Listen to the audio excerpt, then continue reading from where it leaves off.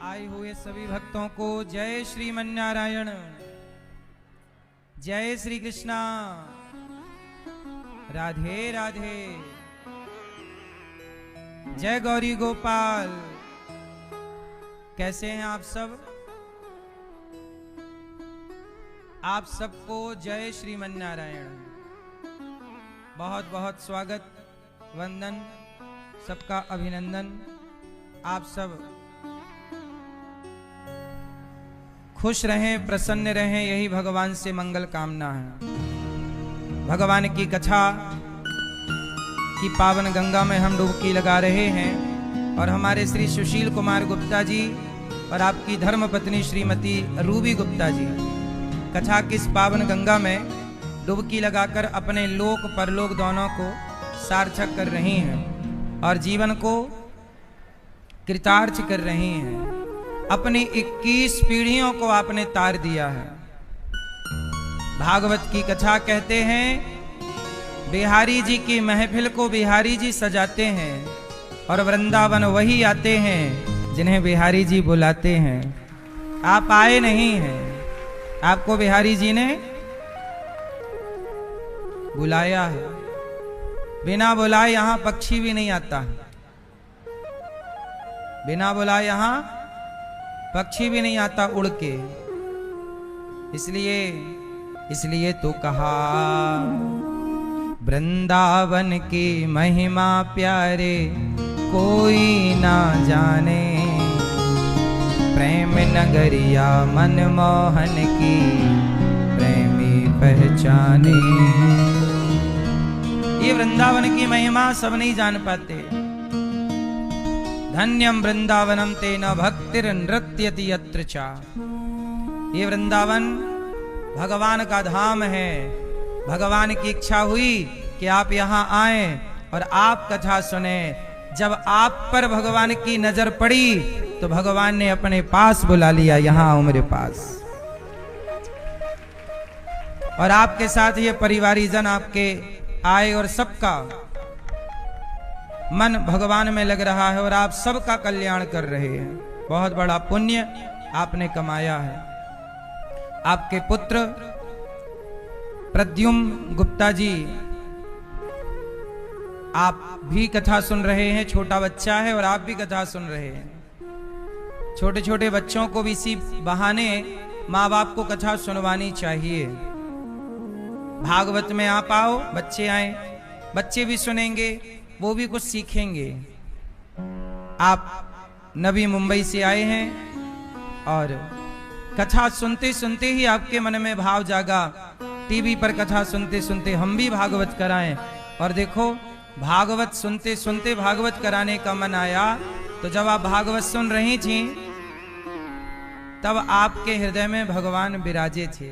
भागवत जी में लिखा है शुश्रू शुभिस्तक्षणात्। जब आप भागवत सुनते हैं उसी क्षण, जब भागवत सुनने का मन करते हैं उसी क्षण आपके हृदय में भगवान प्रकट हो जाते हैं और भगवान आपके मन से जो संकल्प कराते हैं वो भगवान पूरा जरूर करते हैं।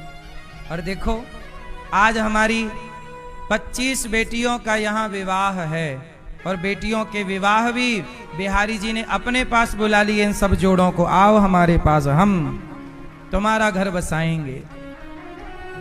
आज गौरी गोपाल भगवान की कृपा से यहाँ 25 बेटियों का विवाह होने जा रहा है।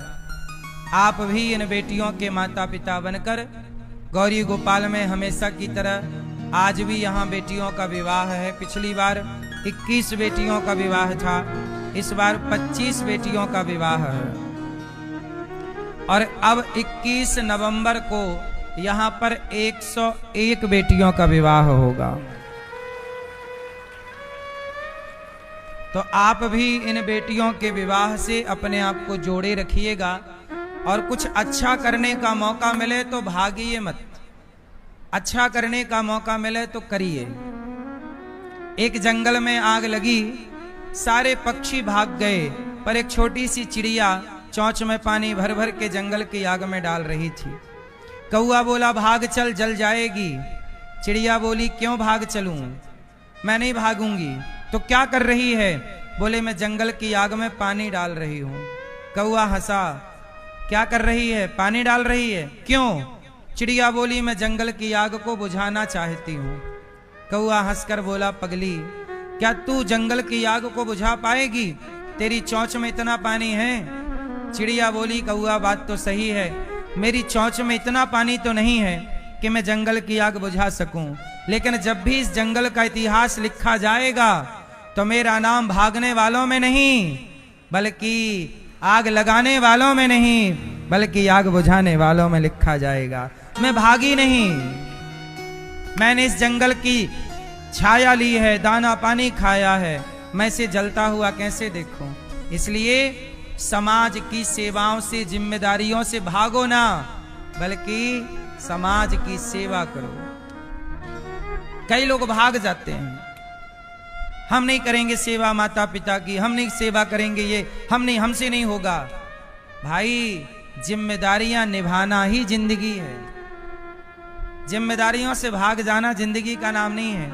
चिड़िया भी चाहती तो लगी थी आग, भाग जाती, पर वो चिड़िया आग में पानी डालती रही। क्यों? क्योंकि जब इतिहास उठाकर देखा जाएगा तो मेरा नाम आग लगाने वालों में नहीं, आग बुझाने वालों में लिखा जाएगा। इसलिए आप भी अपना नाम इन बेटियों के विवाह की सेवा में लिखवाइए, वृद्ध माओं की सेवा में, क्योंकि घर से निकालने वाले बच्चे तो बहुत हैं। कुछ बच्चों ने अपना नाम अपने माँ को घर से निकालने में लिखवाया है, तो ये दास ने अपना नाम वृद्ध माओं की सेवा करने में लिखवाया है। नाम तो सबने लिखवा लिया, ईश्वर की डायरी में सबका नाम होगा। जिन बेटों ने अपनी माँ को घर से निकाला है, क्या उन बेटों का ईश्वर की डायरी में नाम ना होगा कि तुमने अपनी माँ को निकाल दिया? नाम तो मेरा भी भगवान की डायरी में होगा कि तुमने उन माँओं को, जिन माँओं को उनके अपने बच्चों ने निकाला, उनकी सेवा गौरी गोपाल में हुई। इसलिए मेरा नाम आग लगाने वालों में नहीं, आग बुझाने, माँओं को निकालने वालों में नहीं, माँओं की सेवा करने वालों में मेरा नाम होना चाहिए।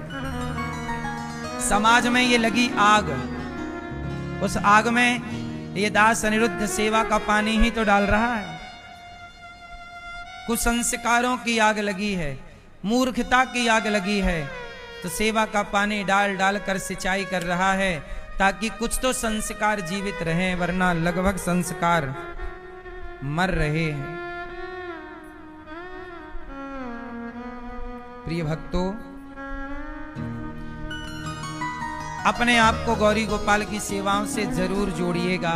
आप भी किसी एक कन्या का विवाह करने में मदद कीजिएगा, एक बेटी का कन्यादान आप भी कीजिएगा।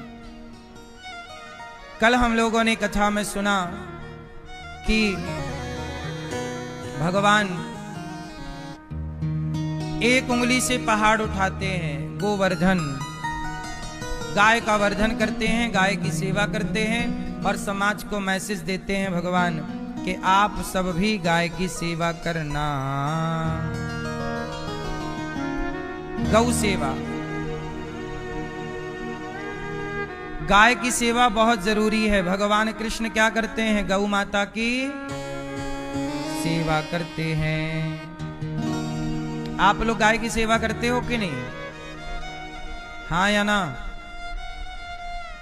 गाय घर में रखो, गाय की सेवा करो, गाय के साथ थोड़ा समय बिताओ, गाय की सेवा करो। गाय की सेवा श्रेष्ठ सेवा है। भगवान की सेवा क्या है? गाय की सेवा, दीन दुखी की सेवा, इसी से ना भगवान प्रसन्न होते हैं। जैसे एक मां है और उसका बच्चा बहुत भूखा है। मां और बच्चा दोनों भूखे हैं, जिसमें कि बच्चा बहुत भूखा है, छटपटा रहा है। तो अब आप बताओ कि मां कब खुश होगी? जब मां को भोजन कराया जाए तब, या बच्चे को भोजन कराया जाए तब? पहले किसे भोजन कराएं? मां कहेगी कि मुझे बाद में कराना, मैं नहीं खाऊंगी तो भी चलेगा, मेरे बच्चे के लिए जरूर दीजिए। जैसे माँ बच्चे की तृप्ति से, संतुष्टि से, बच्चे की खुशी से खुश होती है, ऐसे भगवान भी भक्तों की खुशी से खुश होते हैं। और माँ बच्चे के दुख से दुखी होती है, ऐसे भगवान भी भक्तों के दुख से दुखी हो जाते हैं। इसलिए भगवान ने गायों की सेवा करके समाज को गौ सेवा का मैसेज दिया है। इसके बाद भगवान ने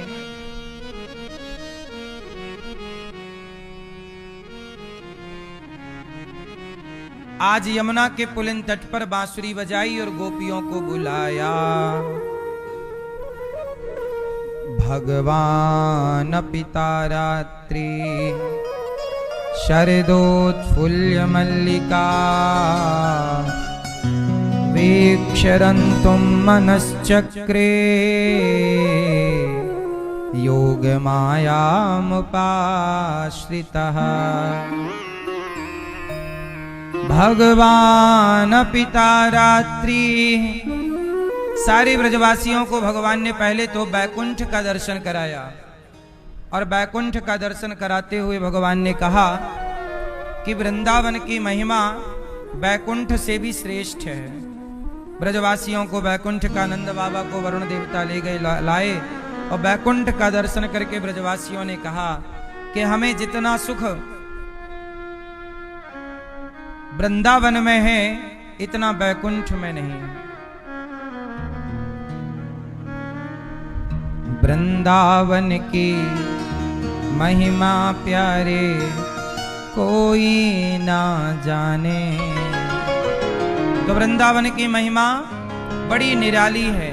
आज भगवान ने बांसुरी बजाई। भगवान पिता रात्रि शरदोत्फुल्य मल्लिका वीक्षरन्तुं मनश्चक्रे योगमायामुपाश्रितः।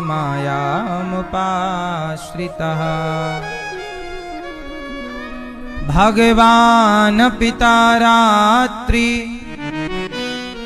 शरदोत्फुल्य मल्लिका। आज भगवान ने यमुना के पुलिन तट पर बांसुरी बजाकर गोपियों को बुलाया। आज भगवान बांसुरी बजा रहे हैं, किसके लिए? जगत के लिए। राधा, ललिता, विशाखा, चंपकलता आओ। मैया थोड़ा शांत रहो मेरी माँ, सब लोग चुप रहो, शोर ना करो, शांत रहो सब लोग, शांत करो सबको। मैया आज भगवान ने बांसुरी किसके लिए बजाई? गोपियों के लिए। राधा, ललिता, विशाखा, चंपकलता आओ, सब आओ, सबको बुलाया। बांसुरी बजी, गजब की बांसुरी बजती है वृंदावन बसैया की। करूं तारीफ मुरली की या मुरली के बजैया की। जहां चलता ना काम तीर और कमानों से, वहां बातें होती मुरली की तानों से। गजब की बांसुरी बजी, वृंदावन बंसी बजी, मोहे तीनों लोक, सब मोहित हो गए। जब बांसुरी बजी तो शंकर जी दौड़ पड़े। पार्वती जी ने हाथ पकड़ा, प्रभु कहाँ जा रहे हैं? बोले मेरे प्रभु बुला रहे हैं, मैं जा रहा हूँ। प्रभु की उस लीला में सम्मिलित होना चाहता हूँ जिस लीला का हमको युगों युगों से इंतजार रहता है, उस लीला में हम सम्मिलित होने जा रहे हैं। तो पार्वती जी ने कहा कौन सी लीला? तब भगवान शिव ने कहा कि आज प्रभु रास लीला कर रहे हैं, जो कि अनेक युगों में, मतलब बहुत युगों युगों के बाद ये लीला कभी कभी होती है, हर युग में ये लीला नहीं होती। तो शंकर जी दौड़ पड़े। पार्वती जी बोली ऐसे ना जाओ। क्यों? शंकर जी बोले मुझे जाना है। नारद जी दौड़ पड़े। पर ये सबकी समस्या ये थी कि ये सब इस रूप में जा नहीं सकते थे, क्योंकि वहां सिर्फ गोपी भाव की एंट्री थी। भगवान ने जब रास रचाए तो गोपियों को बुलाया, राधा ललिता विशाखा आओ। गोपी मतलब कौन? आप बताओ गोपी किसे कहते हैं? गोपी किसे कहते हैं? किसे? दादाजी बताओ गोपी किसे कहते हैं? गोपी किसे कहते हैं? हैं? गोपी का मतलब है गौ मतलब इंद्रियां। गो मतलब जैसे आपकी इंद्रियां हैं। आपकी कितनी इंद्रियां होती हैं भाई? आपकी कितनी इंद्रियां हैं? 5। आपकी कितनी इंद्रियां हैं?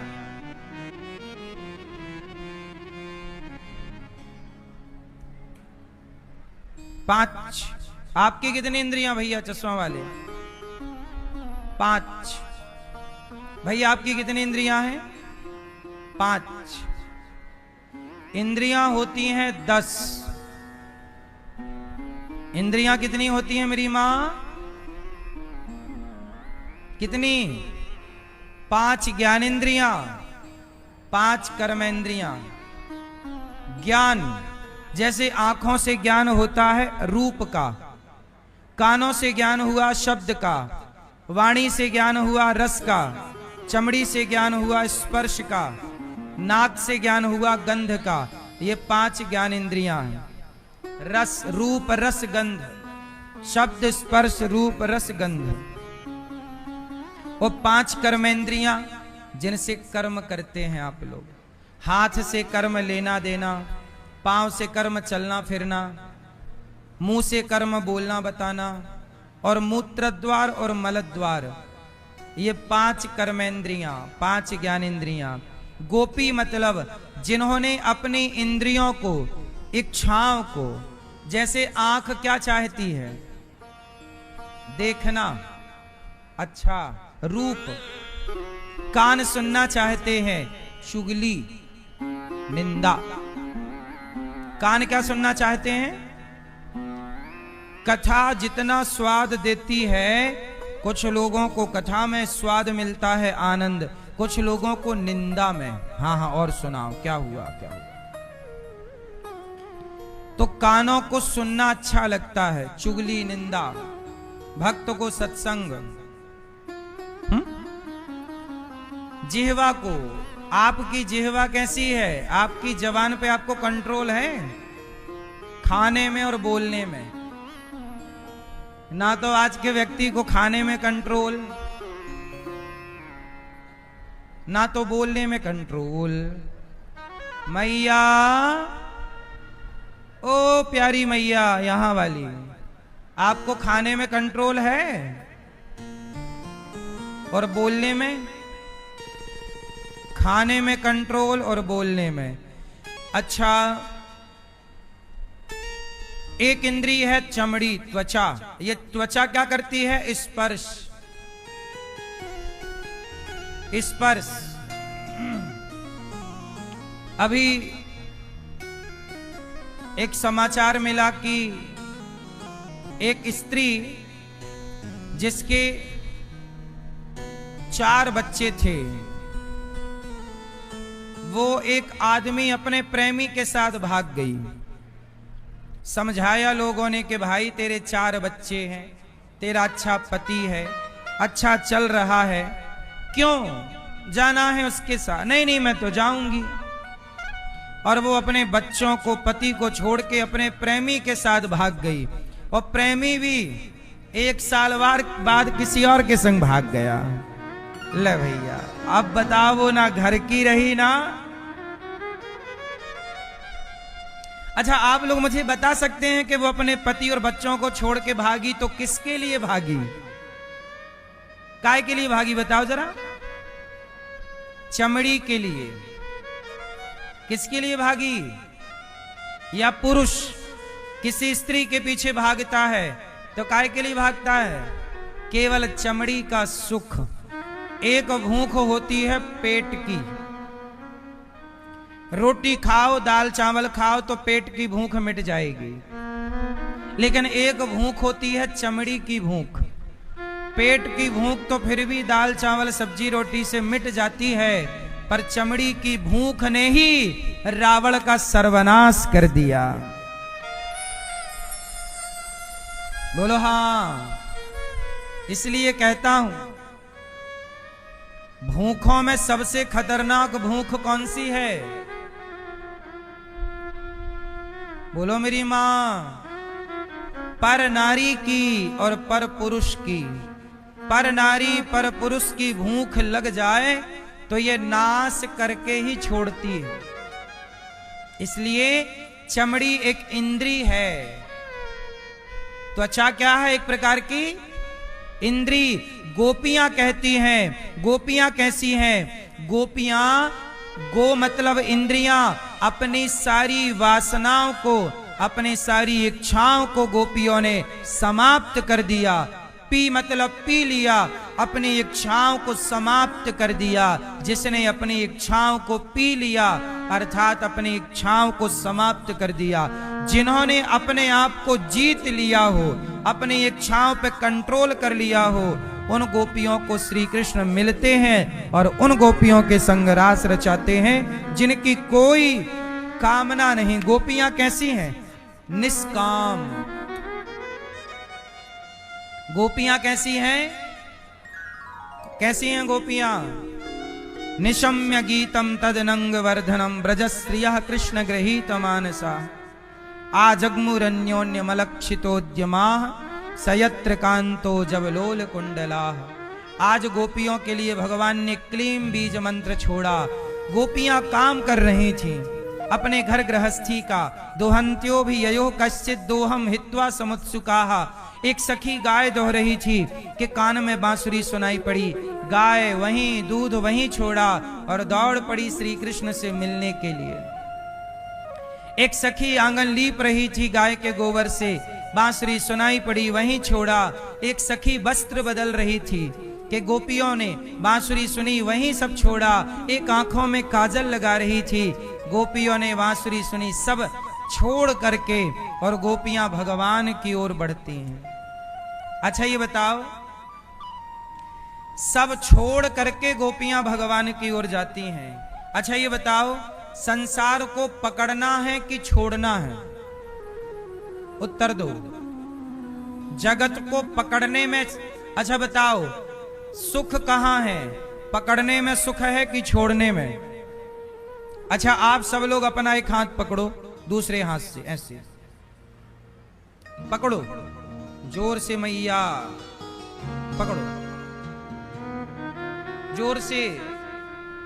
ए मैया, ओ पंचायती मैया, ओ मैया, कर लो पंचायत। हाथ पकड़ो अपना, एक हाथ दूसरे से जोर से पकड़ो।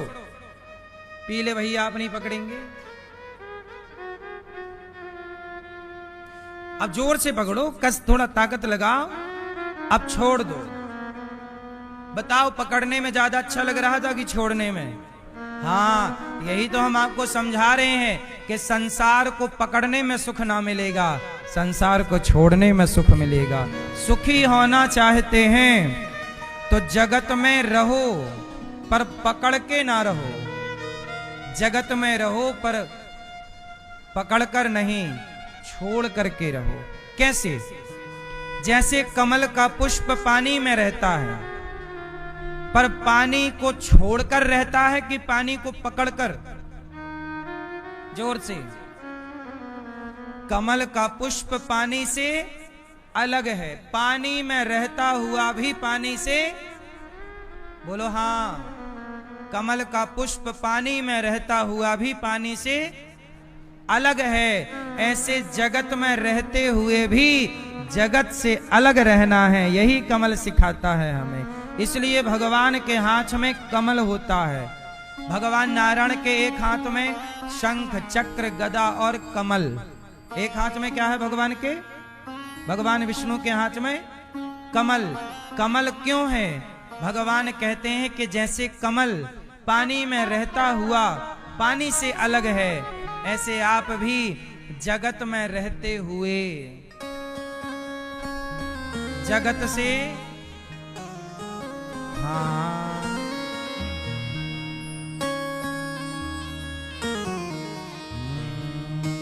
जो जग में रहूं तो ऐसा रहूं जैसे जल में कमल का फूल रहे। जो जग में रहूं तो ऐसे रहूं जैसे जल में कमल का फूल रहे।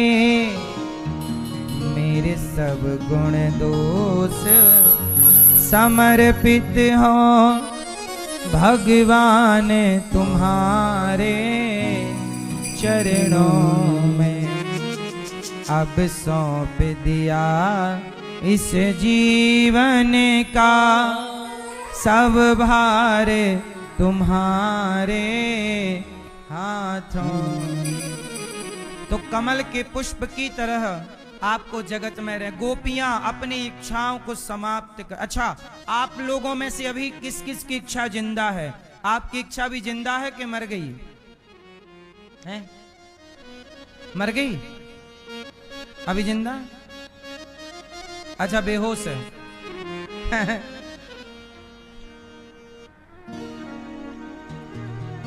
आपकी इच्छा जिंदा है कि मर गई?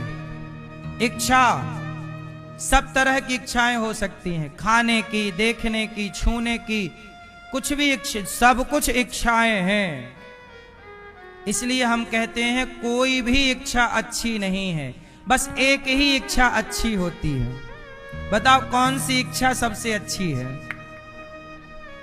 कौन सी इच्छा अच्छी होती है भैया? पीली मैया बताओ कौन सी? पीले भैया कौन सी इच्छा अच्छी?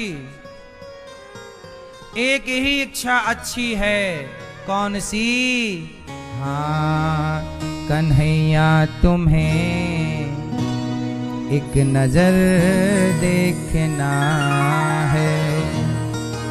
भगवान को देखने की इच्छा, भगवान को प्राप्त करने की इच्छा, भगवान से मिलने की इच्छा, बस यही इच्छा अच्छी है। बाकी इस संसार में कोई भी इच्छा अच्छी नहीं है।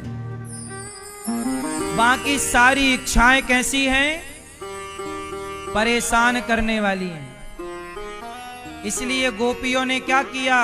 अपनी इच्छाओं को मार दिया। जैसे आपकी जलेबी खाने की इच्छा है और डॉक्टर ने कहा शुगर है और आप खा रहे हैं जलेबी। यदि आपने इच्छाओं को नहीं मारा तो जलेबी खाओगे तो वो आपको मार डालेगी। शुगर है, खाओगे हाई हो जाएगी। तो आपको कई बार अपने स्वास्थ्य के लिए अपनी इच्छाओं को मारना पड़ता है। ये बात सही है कि गलत है? बोलो हाँ। अपनी इच्छाओं को मारना, और मुझे लगता है वही व्यक्ति महान है जिसकी कोई इच्छा नहीं, जिसकी बहुत सारी इच्छाएं हैं। वो परेशान। रावण लंका में रहता था लेकिन अभी उसकी इच्छाएं बहुत थीं। लेकिन विभीषण लंका में थे, उनकी इच्छाएं कुछ नहीं। एक इच्छा थी, हनुमान जी मिले। विभीषण जी ने कहा आप कौन हैं? मैं राम दूत हूं, प्रभु का भक्त हूं। हनुमान जी से कहा विभीषण जी ने, क्या राम हमें भी मिलेंगे? तो हनुमान जी बोले, असमय अधम सखा सुनु, मोहु पर रघुबीर, कीन्ही कृपा सुमरी गुण, भरे विलोचन नीर। हनुमान जी ने कहा मुझ बंदर को यदि राम मिल गए तो आप तो ब्राह्मण हो, आपको तो भगवान मिल ही जाएंगे। तो विभीषण जी लंका में रहते हैं पर उनकी कोई भी इच्छा, एक इच्छा है प्रभु से मिलने की। इसलिए रावण की बहुत इच्छाएं थीं तो लंका भी जल गई, और विभीषण की कोई इच्छा नहीं थी तो भगवान भी मिले और संसार का सुख भी मिला। इसलिए भगवान की इच्छा ही सबसे उत्तम इच्छा है। बाकी इच्छाओं का तो कभी कोई अंत ना होना है। किसकी इच्छा पूरी हो गई? एक का नाम बताओ मुझे, बताओ, नाम बताओ, किसकी इच्छाएं पूरी हो गई? आप लोग भी, आपका लड़कपन समाप्त हो चुका, आपकी धीरे धीरे जवानी समाप्त हो रही है, धीरे से बुढ़ापा समाप्त हो रहा है। आपका लड़कपन चला गया, जवानी चली गई, बुढ़ापा समाप्त होने को आया, पर आपकी इच्छाएं अभी तक समाप्त। इसका मतलब यह है कि इच्छाओं का पेट कभी भरता ही नहीं है। इसलिए कहता हूं मेरी मां, इच्छाओं के अधीन मत बनो, इच्छाओं के गुलाम ना बनो। गोपियां यही तो बताना चाहती हैं कि हमारी एक इच्छा है। काम सारा करती हैं गोपियां, पर जब बांसुरी बजी, प्रभु ने पुकारा तो दौड़ पड़ी। संसार का काम करिएगा, संसार जरूरी है, पर कितना? क्या भगवान से जरूरी संसार है? संसार का काम करिएगा, कर्मण्येवाधिकारस्ते, कर्म करना जरूरी है, पर कर्म से आगे प्रभु को रखना है। कर्म से आगे भगवान को रखिएगा, कर्म कीजिएगा। अर्जुन ने कर्म तो किया, महाभारत लड़े कि नहीं? पर अर्जुन ने जब महाभारत की लड़ाई लड़ी तो ये बताओ, अपने से आगे किसे रखा? अर्जुन ने अपने से आगे किसको रखा? भगवान को। भगवान कृष्ण आगे हैं और अर्जुन रथ में पीछे हैं। जो व्यक्ति अपने से आगे प्रभु को रखकर कर्म करता है, उसकी विजय जरूर होती है। इसलिए अपने को रखिए, अपने को रखिए पीछे और प्रभु को रखिए। हाँ, कई बार आप लोग इतने आगे निकल जाते हो। एक बार क्या हुआ, एक बहुत बड़ा रेसर था, मतलब दौड़ने वाला व्यक्ति, रेसिंग करता। वो गोल्ड मेडलिस्ट था, मतलब कई बार गोल्ड जीता, मेडल जीता उसने। दौड़ने में सबसे टॉप था, उसकी बराबर से कोई दौड़ नहीं पाता। एक दिन क्या हुआ, उस दौड़ने वाले भाई साहब के घर में एक चोर घुस गया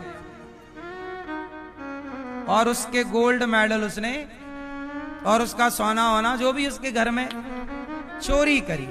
और जब चोरी करी तो चोर भागा, तो साहब ने देख लिया, मतलब जो चैंपियन थे दौड़ में, उन्होंने अच्छा चोर तूने चोरी की, भाग, तू मेरे घर में आज गलत घुस गया, तू भाग।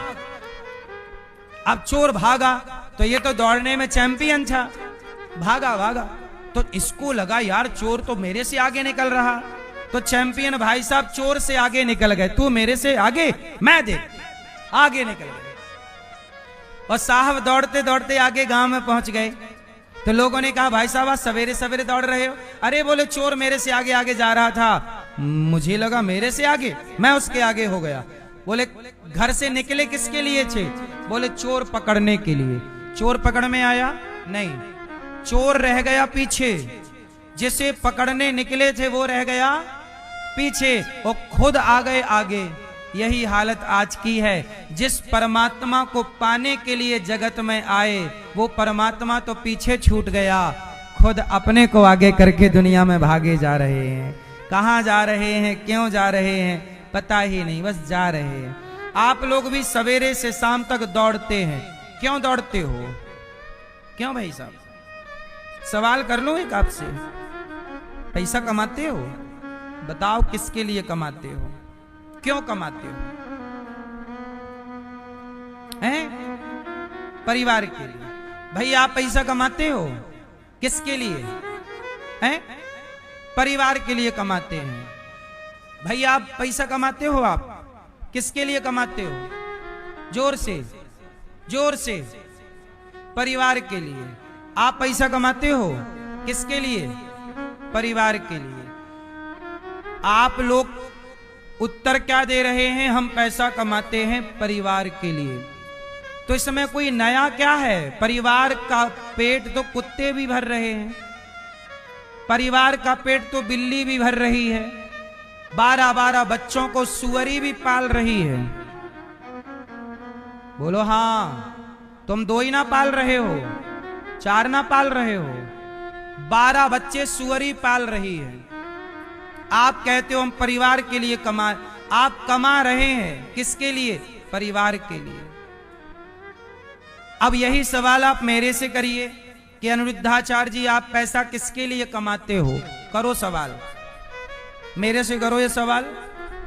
कर लिया? उत्तर सुनो, मैं पैसा कमाता हूं किसके लिए?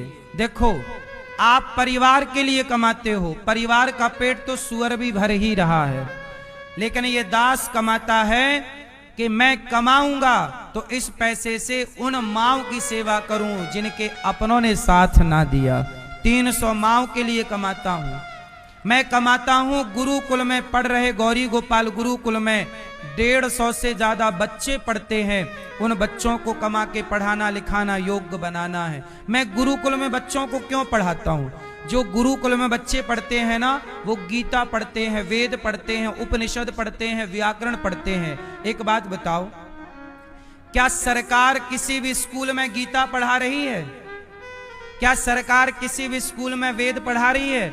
जब नहीं पढ़ा रही है तो हमें और आपको गीता को बचाना है कि नहीं? तो गीता पढ़ाने के लिए उन बच्चों को तैयार रखना पड़ेगा। जैसे हमारे गुरुजी ने हमें पढ़ाया, अब तो हमारे गुरुजी चले गए, लेकिन वो चले गए पर हम जैसे बच्चों को तैयार करके गए हैं जो समाज की सेवा में लगे हुए हैं। अब हम जब मरेंगे तो हमें भी कुछ ऐसे बच्चे तैयार करने हैं जो राष्ट्र की सेवा करते रहें, जो गीता को जिंदा रखें, जो रामचरितमानस को जीवित रखें, जो उनकी बातें समझा सकें, समझ सकें, जो गीता का अर्थ समझा सकें, वेदों का अर्थ समझा सकें।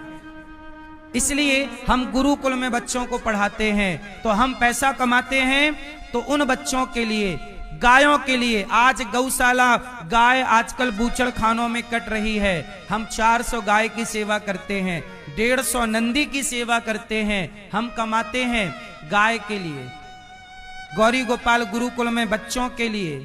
आज देखो हम कमा रहे हैं इन बेटियों के लिए। ये बेटियों का विवाह होगा, यहाँ से 25 बेटियों का, पिछले महीने 21 बेटियों का, अब 25 बेटियों का, आने वाले महीनों में 100 बेटियों का, फिर उसके बाद 150, फिर 400, तमाम बेटियों का विवाह करते रहेंगे।